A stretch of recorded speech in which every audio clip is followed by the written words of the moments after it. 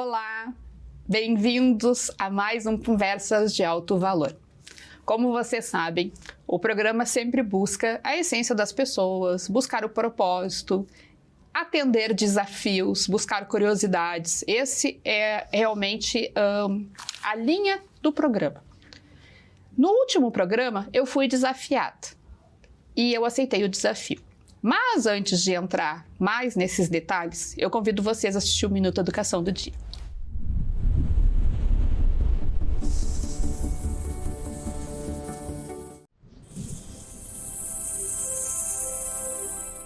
Você olha aquela lista de tarefas e já te dá aquele nó no estômago? Bom, a ansiedade adora tarefas acumuladas. Então vem a dica. Vamos tornar o nosso dia a dia com micro-tarefas. Checklists com tarefas curtas, rápidas. Cada tarefa cumprida é um certinho do lado. Isso traz um prazer enorme para o nosso cérebro e ele se motiva a fazer a próxima tarefa. Fica a dica, Andréia Vitória Reis. Até a próxima semana. O desafio, para quem não assistiu antes de entrar no programa, então eu digo, para agora, vai lá, assiste o último programa até o final para entender o desafio. Para quem assistiu, vamos lá. No último programa eu fui desafiada a ser eu a entrevistada. Quando acabamos, eu já disse para ela, pois eu aceito. E vamos trocar de cadeira. E chegou o momento. Vamos lá. A Laíse, bem-vinda à minha cadeira. Que delícia! Vamos lá. Vamos lá. Todo teu. Segue o roteiro. Eu nunca entrevistei ninguém, assim, num programa de TV, né? Vai ser a primeira vez. Mas, Cacá Lima, eu vou te fazer... Eu não vou seguir o roteiro. Eu vou... que o meu coração falar. Eu falei que eu sou muito amor, né? Eu queria que as pessoas conhecessem essa mulher incrível, linda, maravilhosa, determinada, guerreira. Não vou te chamar de Mulher Maravilha, porque se você é Mulher Maravilha, pode parar. Bloqueia, volta, para, repensa. Mas as pessoas têm que entender, têm que ouvir sua história. Sua história é linda. Você é uma mulher linda, linda, linda. Então, uma mulher de orgulho. Já parou para pensar o quanto você pode mudar, transformar a vida das pessoas? Então, eu queria que você contasse um pouco sobre a tua história. Primeiro, vamos começar com uma história, uma situação que dói, que é a sua dor. Mas você está sempre sorrindo, feliz, alegre. Então, assim, como você consegue transformar essa dor? E eu vou te ajudar nessa dor, tá? Depois nós vamos conversar. Ai, bom, quando ela fez o desafio já chacoalhou aqui dentro, mas vamos lá. Eu tenho hoje 44 anos. Aos 11 anos eu já descobri uma escoliose que era muito grave e a partir dali eu tinha desmaios frequentes em função do tamanho escoliose, faltava oxigênio no cérebro e eu desmaiava. E isso causava também muita dor. Só que como eu era muito jovem, eu fiz todo um acompanhamento com médicos, fiz fisioterapia, para entender qual seria o momento realmente de intervir, né, fazer alguma coisa. Até que nos meus 20 anos nós resolvemos fazer essa intervenção. Acontece que nessa intervenção, infelizmente, eu fiz num grande hospital aqui de Porto Alegre, com o melhor médico, e ainda assim eu caí num golpe que tinha na época, que hoje todo mundo conhece como a máfia das próteses, mas que na época era algo novo, e eu caí nesse golpe. E este golpe realmente ele foi, para mim, um pisar no fundo do poço, porque a minha prótese colocada nessa cirurgia não foi titânio, ela foi uma cirurgia muito extensa, eu operei 70% das vértebras da coluna, eu fixei com essa prótese e ela me causou um processo inflamatório muito grande, dor, muita dor. E dali em diante vieram mais 5 cirurgias, então no total eu já passei por 6 cirurgias. 3 anos depois que eu fiz essa primeira cirurgia, eu descobri que eu estava com fibromialgia. A fibromialgia, para quem não sabe, ela é uma dor muscular, ela é uma dor nas fibras do corpo, né, e nos tendões e fibras do corpo, e ela se dá, esse processo inflamatório, não se tem muita certeza do porquê que ele acontece, mas ela se dá por grandes traumas, ou emocionais ou físicos, e provavelmente o meu se deu pelo trauma físico criado lá na cirurgia. Enfim, 44 anos, desses 33, como eu disse para vocês, começou aos 11, sofrendo com dor. E daí tu me pergunta, né, como eu transformo essa dor em sorriso. Já desde jovem, assim, eu tenho uma família que é uma família de muita fé, assim, que tem muitos valores realmente fundamentados em Deus. Então, desde jovem eu tive esse crescimento espiritual muito forte. Mas eu acho que, principalmente, o que me fez entender é que a vida da gente tem que ter propósito. E o meu propósito realmente é assumir quem eu sou e assumir como eu posso ser a melhor pessoa para os outros como eu sou. E quem eu sou não é a pessoa que sofre e tem dor. Eu não sou a pessoa que sofre. Eu estou com dor. Estar com dor é diferente de ser uma pessoa que tem dor. Eu não sou essa pessoa. Então, toda vez que eu sofro, eu me permito ser tratada e então passar por isso. Eu acho que é aí que está a resposta. Eu me permito ser e estar naquele momento, porque eu não sou essa pessoa. Eu apenas estou com isso. E não se vitimizar, porque muitas vezes as pessoas, né, eu tenho um problema, tenho isso, que as pessoas pegam muito ao, sou vítima, né? E tem que olhar de outra forma. Tudo bem, está acontecendo, estou passando um processo doloroso, mas como vou passar melhor? Como vou apoiar outras pessoas? Como posso ser apoiada?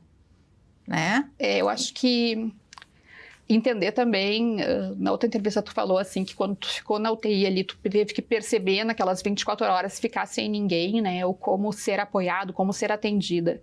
Isso também eu acho que foi uma grande virada na minha vida, assim. Na minha primeira cirurgia, foram quase 72 horas sem andar. E nas primeiras 24 eu não podia nem me alimentar, eu não podia ficar deitadinha na cama, porque foi muitas extensões da coluna, eu tive que ficar ali quase que imóvel e tinha que ser alimentado por alguém. E no primeiro dia foi bem tranquilo, minha família se revezou, ficou o tempo inteiro comigo e em determinado momento, óbvio, eles precisaram ir em casa, descansar. E por questão assim de 15 ou 20 minutos chegou minha refeição e eu não podia acessar a refeição no quarto, porque eu não podia me mexer.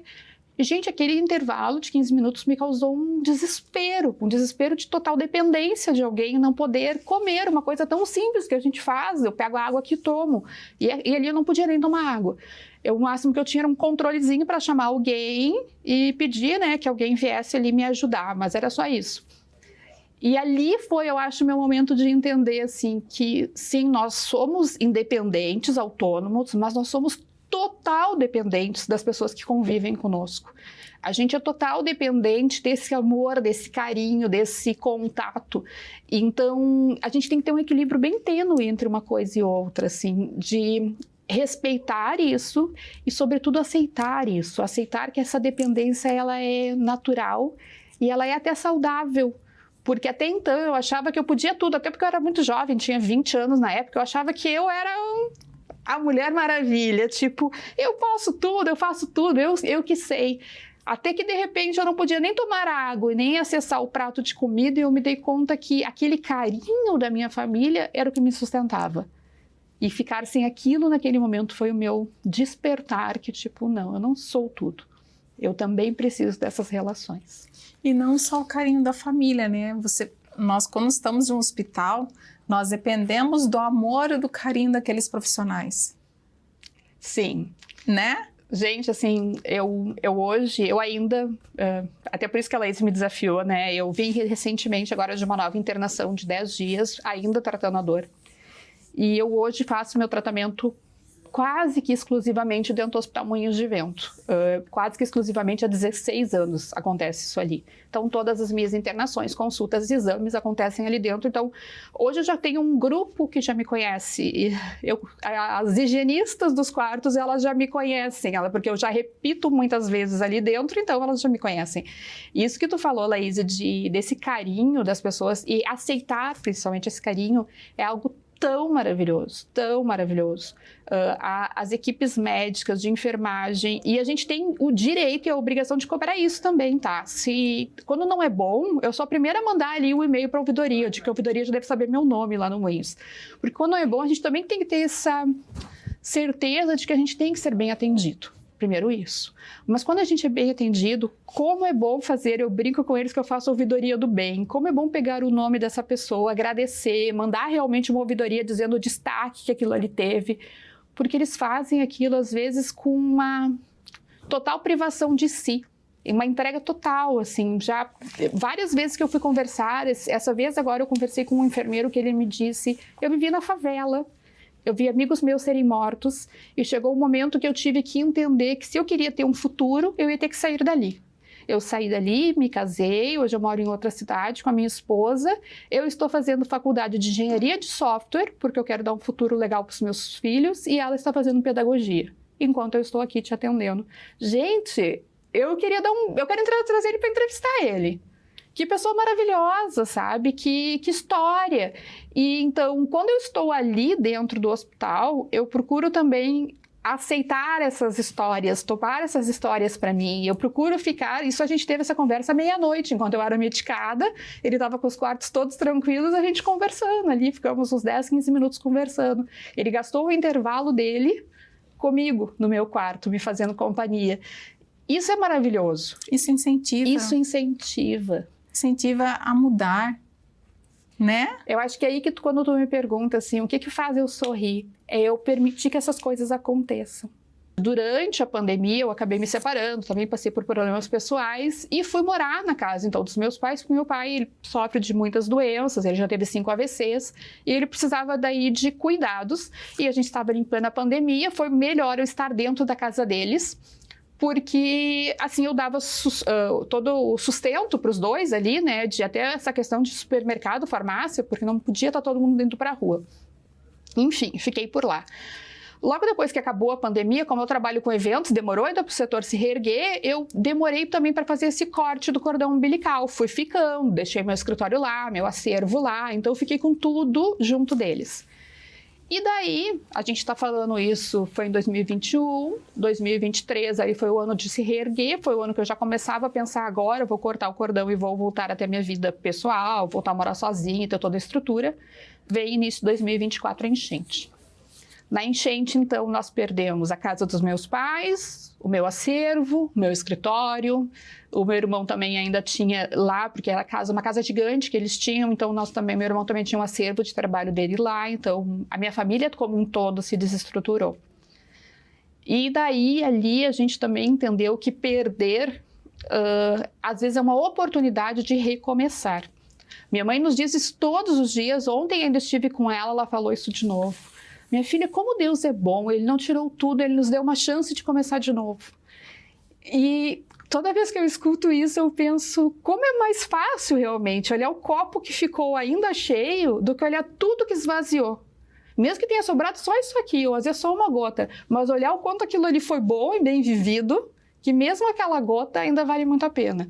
E daí, como é mais fácil, com aquilo ali tu faz a crescer de novo.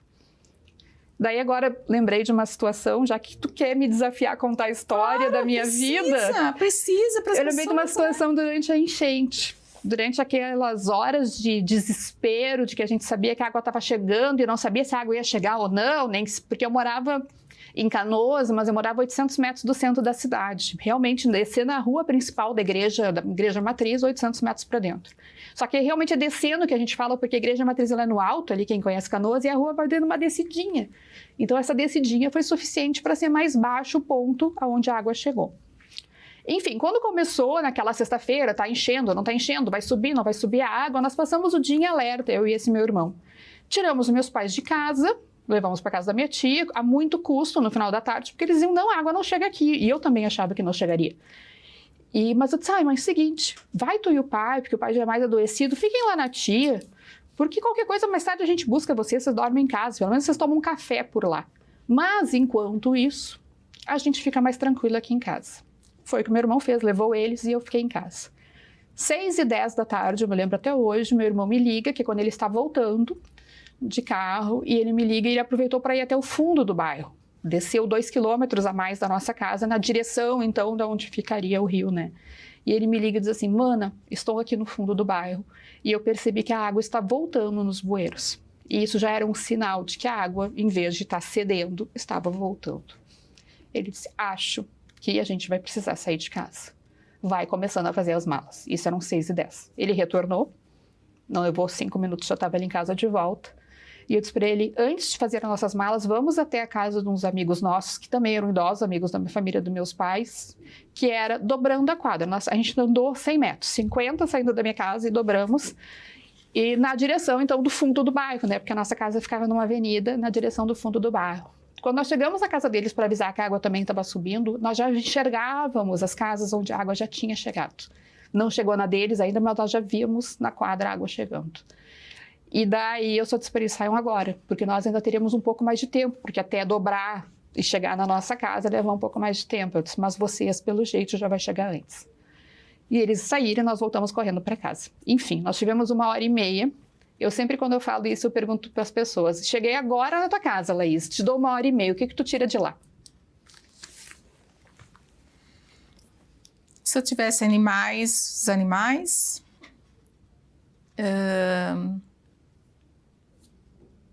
O que eu tiraria? Alguma roupa? Difícil, né? Não sei. Nossa, totalmente difícil. Lembranças, coisas marcantes. Foi exatamente isso que eu vivi em 1h30. Nós tínhamos animais, nós tínhamos 2 gatos, 2 pets pequenininhas dentro de casa, 2 cachorrinhas e 2 cães grandes, bem grandes de pátio, que eram 2 labradores. Meus pais moravam numa, como eu disse para vocês, uma casa enorme, então tinha de tudo. E daí a primeira coisa foi isso. O que a gente vai fazer com os pets? Meu irmão ligou para uma amiga e pediu para ela, busca para nós os labradores e deixa na tua casa, enquanto a gente tira o resto. Porque pelo menos os maiores não eram um problema naquela hora. Então, primeira solução, feita. Os pequenos, a gente coloca eles nas gaiolas, nas caixinhas e já estávamos acostumados, né? Cada um tinha a sua gaiola, tá tudo certo. Sobrou aí, acho que 1 hora ainda para tirar coisas. E daí começa isso. Tu entra em todos os cômodos da tua casa e todos são muito importantes. Mas ao mesmo tempo parece que tu pensa assim, não, mas isso não vai precisar agora, então vou procurar outra coisa que seja mais importante. Gente, tudo é importante dentro da casa da gente. Você sabe quanto custa uma gaveta de talheres? Vocês têm ideia? Hoje eu sei. Porque hoje eu tive que comprar toda uma gaveta de talheres de novo.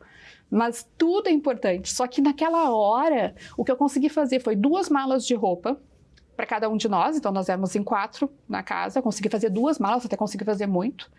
Consegui pegar documentos. Eu, por sorte, tenho fotos dos meus avós, porque eu tinha junto da minha... Eu tenho uma maleta, uma pasta de documentos. Todos os meus documentos ficam nessa pasta. E meses antes, a minha mãe tinha pedido para mim escanear as fotos de alguns meus bisos. E eu acabei colocando naquela pasta por... Sei lá por quê. Coloquei ali. Então, essas fotos foram as únicas que eu salvei. Além das digitais atuais, as de história da vida da gente são essas que estavam dentro dessa pasta. Então, essa pasta, junto também, por um acaso, estava ali a certidão de casamento dos meus bisavós, também estava nessa pasta. Então, é a única história que a gente tem de família, estava nessa pasta. E, em determinado momento, nessa entra e sai, meu irmão pega e me diz assim, Mana, para. Faz o seguinte... Pega o que tu precisa para te trabalhar a partir daqui. E eu vou fazer isso também. Vou pegar tudo que eu preciso para trabalhar a partir daqui. Porque se a gente perder tudo isso hoje, mas não perder a nossa vida e a nossa saúde, a gente recomeça com o nosso trabalho. E eu nunca vou esquecer disso. Ele foi bem sábio. E para mim, essa vai ser a frase da minha vida. Porque eu entendi que meu maior ativo na vida é quem eu sou. Tudo aquilo que a gente perdeu é o que a mãe nos diz. Deus nos deu uma chance de recomeçar. Então, não ia mais fazer diferença eu ficar entrando e saindo e pegando casacos ou vestidos importados ou sei lá o quê. Eu fiz uma mala pensando como é que eu ia... Depois que ele falou isso, eu fiz uma mala pensando que roupas eu vou precisar para trabalhar na semana que vem. Para mim poder ir num escritório, para mim poder fazer um evento. Peguei meus acervos ali para evento, rádios de trabalho, coisas que eu ia precisar imediatamente. E foi isso, assim como ele daí focou em fazer também isso, da questão de trabalho dele, focamos também em separar as máquinas da minha mãe tinha maquinários muito caros, de bordado e tudo mais, então a gente também focou nisso para que ela também... E é isso. Então, naquele momento, realmente, essa frase eu vou levar para a vida, vamos focar naquilo que a gente pode fazer para recomeçar. Perdido já está. A água já estava chegando. E daí, a partir dali, quando alguém nos perguntava o que vocês perderam, eu dizia, não importa, já foi. Ou alguns diziam, a gente tem que voltar para ver, para defender a casa que pode ser invadida. Eu disse, gente, não tem, mesmo que invadam, não tem mais o que eu salve lá de dentro. Não tem, deixa agora a água baixar e a gente vê o que vai acontecer. Porque já tinha sido levado. Imagina uma casa depois ficou de molho 28 dias. Ficou de molho, gente, 28, até o teto. O que nós íamos tirar lá de dentro? Então, nada, quando as pessoas, durante aquele período de um mês, muita gente ansiosa, querendo voltar e tal, gente, agora não tenho mais essa ansiedade, já foi. Agora, a minha ansiedade foi o que eu fiz, eu acabei nesse período até indo para São Paulo trabalhar lá, porque eu representava a Associação Brasileira de Eventos, então eu representava muita gente que também estava sofrendo por isso. E daí eu usei aquela mala que eu fiz de roupas e acabei indo para São Paulo, participei lá de congressos, seminários, um monte de coisa que aconteceu lá. Fui também participar de muitas reuniões aqui com o governo do estado e tudo mais, ajudando então que o setor se recuperasse. E aquela mala e aquela frase do meu irmão foi que ajudou em tudo isso. Então, às vezes a gente precisa parar e pensar. E agradecer, né? E o recomeçar vai ser um recomeçar lindo. Maravilhoso, que todo mundo muitas vezes tem que recomeçar e recomeçar inúmeras vezes. É difícil, é doloroso, mas o que é o importante? Eu recomeçar sorrindo, tentar amenizar a dor, sem se vitimizar, porque é tão fácil, né? Eu passei também pela enchente lá na empresa, né? Foi muito difícil, foram 40 dias fechada. E quando retornamos, ainda hackearam meu sistema. Nossa. E ali, né, e muitas pessoas ali na empresa também passaram pela enchente e algumas pessoas, você vê ali até hoje, ai, fui vítima, ai, porque eu não sei o quê, mas espera aí, aconteceu, é difícil, é triste, mas como que você pode mudar a sua história? Porque quando a gente quer, a gente consegue. Pode demorar? Pode. Mas quando a gente tem a vontade, a determinação, né, a força, por isso que eu falei que era super importante você contar quem é a Cacá. As pessoas têm que saber quem que é a Cacá. É uma mulher linda, de fibra, determinada, uma mulher que nos traz orgulho e esperança. Já parou para pensar quantas pessoas... né? Quantas pessoas você está trazendo amor e esperança? Não desista. Olhe, continue. Caiu, tropeçou, levante. Doeu, recupera e vai. Porque ser fênix é doloroso, mas é renovador. Ai, gente, tá acabando o nosso programa. A Laís hoje realmente ela conseguiu tirar de mim coisas que eu converso só em conversas muito pessoais. Como vocês estão vendo aqui, eu abri histórias que eu já conversei em salas fechadas normalmente, ou conversas de bastidores. Dificilmente eu falo assim em público. Mas é bom, às vezes é bom a gente se sentar do outro lado também e abrir o coração. E as pessoas se conectarem verdadeiramente contigo. Isso é... Cacá, o que você me ajuda? Né? Ou você já me ajudou. E eu tenho um desafio contigo. Eu vou aliviar a tua dor. Vou te cobrar. Eu vou conseguir. Senão não me chama Laís. Vou te cobrar. Quem me conhece sabe. Senão não me chama Laís. E aí você vai conseguir aliviar outras dores. Bom, mais um desafio aceito e eu vou voltar aqui, como eu voltei hoje, aceitando a entrevista, para contar para vocês como é que a Laís fez isso. Antes de encerrar o programa, a gente tem que ter o nosso quadro Construindo Saberes. Vamos para ele. E daí a gente conversa um pouquinho mais para encerrar.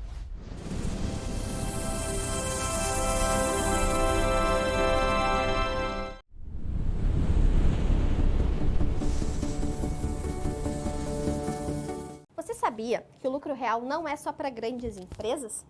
Médias e pequenas empresas também podem se beneficiar deste regime. Você sabe o porquê? O lucro real, ele obriga a ter gerenciamento, a ter controle financeiro. Sabe aquela comprinha que você faz sem documento fiscal, sem uma nota fiscal? O lucro real não possibilita isso. Sabe aquela venda que tu também faz sem nota fiscal? Ele também não possibilita isso. Mas o que isso acaba sendo bom? Acaba sendo bom porque ele te obriga a ter controle, a ter gerenciamento. Principalmente o IRPJ e contribuição social, pois ele será pago somente sobre o lucro. Diferente de um regime do lucro presumido, por exemplo, onde você paga sobre uma base presumida, que nem sempre aquela base presumida é o teu lucro de fato. E muito diferente também do Simples Nacional, porque o Simples Nacional você paga sobre o todo, sobre o teu faturamento, não deduzindo despesa, não deduzindo custo. Então, analise se o lucro real não é melhor para o teu negócio. Ele não é só para grandes empresas, ele é para aquela empresa que quer de fato saber a sua carga tributária, saber o seu lucro e principalmente ter gerenciamento. Sou Michele Oliveira, da Confix Gestão Empresarial, e este vídeo é em parceria entre a Oral Cindy Cachoeirinha e a Confix Gestão Empresarial.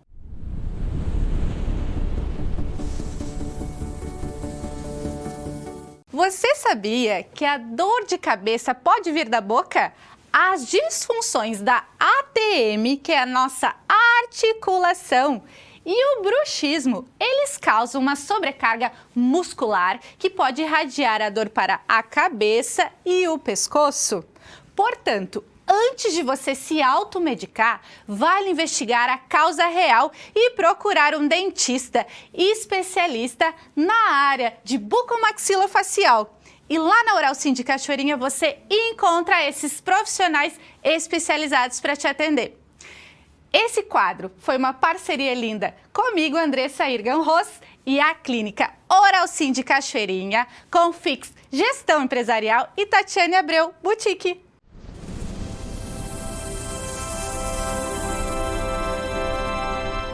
Gente, chegamos no final. Hoje a gente teve Minuto Educação, olhamos para dentro, tivemos Construindo Saberes, aprendemos um pouco mais, adoro esse quadro do Você Sabia. E abrimos a minha caixinha de Pandora. Pude contar para vocês um pouquinho do que eu só conto em salas fechadas para amigos, mas vocês também são meus amigos. Agora vocês também vão conhecer um pouquinho mais da Cacá. E a responsável de tudo isso eu tenho que abraçar. Obrigada, Laís.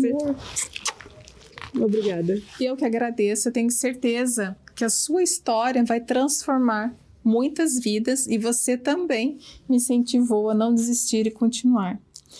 Então, gente, eu que agradeço, eu não tenho palavras, eu sei que foi uma coisa louca, né? A gente conversando assim, do nada veio, mas é muito importante conhecermos a Cacá, essa mulher mais do que extraordinária. E muito obrigada, viu, pelo convite, obrigada por aceitar meu desafio. Muito obrigada. E entenda que você vai mudar muitas vidas, muitas histórias. E seu sorriso faz a diferença apesar da dor. A dor transforma em amor. Obrigada. Fiquem com Deus. A gente se vê semana que vem. Tchau, tchau.